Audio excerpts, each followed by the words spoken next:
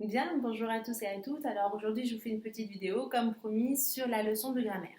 Alors cette leçon de grammaire, vous avez déjà fait donc des exercices d'observation et vous savez donc qu'elle a pour sujet le discours direct et le discours indirect. Pour cela, je vais dans un premier temps vous définir une notion qui est importante, c'est celle de la situation d'énonciation. Puis après, dans un second temps, donc je vous ferai le distinguo sur discours direct et discours indirect. Alors, la situation d'énonciation, c'est une situation au sein de laquelle vous allez avoir donc un énonciateur qui va transmettre un énoncé à un destinataire dans un cadre spatial et temporel qui est indiqué. Alors, l'énonciateur, donc vous l'avez compris, par définition, c'est celui qui émet un message. D'accord ? Ce message, on l'appelle donc en communication énoncé. Et le destinataire, c'est celui qui va réceptionner le message. D'accord ? Quand je parle donc d'un cadre spatial et temporel qui est déterminé et qui est donné, c'est-à-dire que cela correspond à un contexte au sein duquel vous avez votre énonciateur et votre destinataire qui vont échanger. Ce contexte donc sert de cadre à la production de l'énoncé. Et c'est un cadre donc qui va offrir des indications de temps, des indications de lieu, etc. Une dernière petite notion pour définir la situation d'énonciation, c'est l'intention de l'énonciateur vis-à-vis de son destinataire. En effet, notre énonciateur va vouloir donc délivrer son message, appelé énoncé, à son destinataire avec une intention particulière. Et ça rejoint les types et formes de phrases, cette leçon qu'on a déjà vue ensemble il y a un petit moment maintenant. C'est-à-dire que soit mon énonciateur désire interroger mon destinataire, et là il va faire des phrases interrogatives, vous avez compris, soit mon énonciateur désire donc, simplement donner une information à mon destinataire, et là il fait une phrase déclarative, etc. Vous savez qu'il y a les phrases injonctives et les phrases exclamatives. Vous avez compris. Donc ça, c'est pour définir la situation d'énonciation. Alors, en littérature, un texte peut être soit ancré dans une situation d'énonciation, soit coupé d'une situation d'énonciation. Qu'est-ce que ça veut dire ? C'est très très simple. Soit on dit qu'un texte est ancré dans une situation d'énonciation et ça correspond au dialogue, au texte de théâtre, au récit à la première personne, mais aussi au discours direct. Bien sûr, vous l'avez compris. Soit le texte donc est coupé de la situation d'énonciation, et c'est le cas de tous les textes littéraires qui sont écrits à la troisième personne, et bien sûr, vous avez compris, les dialogues qui sont rapportés indirectement. Ok ?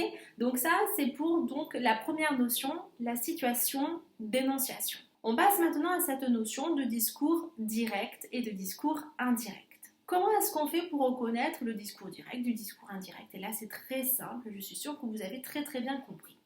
Le discours direct permet de rapporter directement les paroles, telles qu'elles ont été prononcées. Je prends un exemple. Albert s'exclama, ouvrez les guillemets, je n'y comprends rien du tout, fermez les guillemets.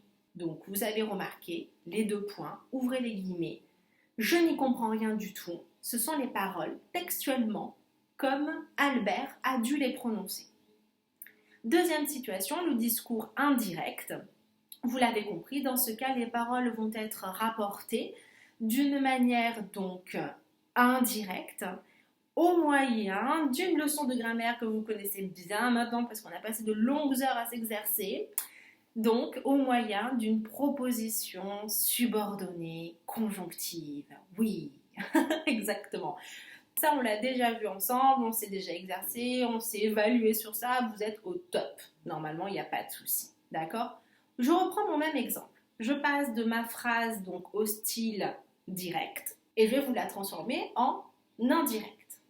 La phrase de tout à l'heure, c'était Albert s'exclama, ouvrez les guillemets, je n'y comprends rien. Fermez les guillemets.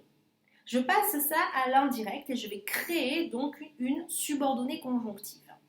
Ça va donner Albert s'exclama qu'il n'y comprenait rien du tout.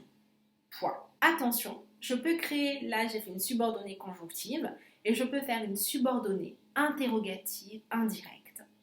Exemple, Albert se demanda s'il comprenait quelque chose. Vous voyez, là j'ai retranscrit les paroles d'Albert, qui étaient « je n'y comprends rien du tout », et j'ai traduit ces paroles indirectement au moyen donc d'une proposition subordonnée conjonctive introduite par un verbe de parole, s'exclamer. Et j'ai créé également, puisque c'est possible aussi, donc de créer une interrogative indirecte. Alors, vous avez remarqué, dans votre manuel, vous avez un tableau. Ce tableau, il est très clair et il va en fait synthétiser tous les petits indicateurs qui vous permettent d'identifier le discours direct d'un côté, du discours indirect de l'autre. Si vous le désirez, vous pouvez le reporter donc à la suite des exercices d'observation que vous avez fait. Vous pouvez l'écrire, le recopier et ça peut faire, voilà, ça peut très bien servir de leçon dans la mesure où voilà, vous avez bien compris la notion là à l'oral comme je vous l'ai expliqué. Ça suffit amplement. Pour retenir donc quels sont les verbes de parole, la ponctuation, les pronoms personnels, tout ce qui diffère, d'accord, selon qu'on est dans un discours qui est direct d'un discours qui est indirect. Ça suffit donc amplement. Faites attention, il y a des petites concordances à faire qui sont très très importantes. C'est le temps des verbes, d'accord? La concordance des temps, elle est très importante quand vous allez passer à des exercices qui vont vous obliger à passer donc du discours direct au discours indirect. Voilà, donc vous allez passer maintenant dans un troisième temps aux exercices d'application. Je vous souhaite bon courage, travaillez bien et puis à bientôt.